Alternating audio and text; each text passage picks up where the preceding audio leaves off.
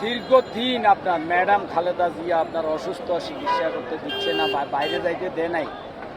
আর আপসহীন তিনি অতীতে ছিলেন, আজকের এ পর্যন্ত আপসহীন। এ ব্যাপারে আপনার কি বলার?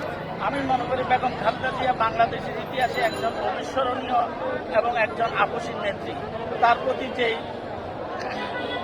যে ধরনের অবিচার হয়েছে, এটা ইতিহাসে নির্মম।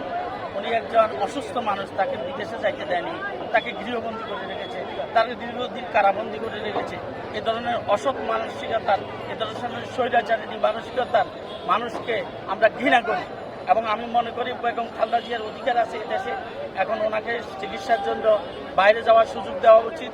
যারা এখন ওনাকে প্রথম যে পদক্ষেপ নিয়েছে, এটাতে আমি ধন্যবাদ জানাই। যে বর্তমানে যারা এখন এই পদক্ষেপ নিচ্ছে, তাদেরকে আন্তরিক ধন্যবাদ জানাই। বাংলাদেশের জাতীয়তাবাদী দলের পক্ষ থেকে, জনগণের পক্ষ থেকে যে বেগম জিয়ার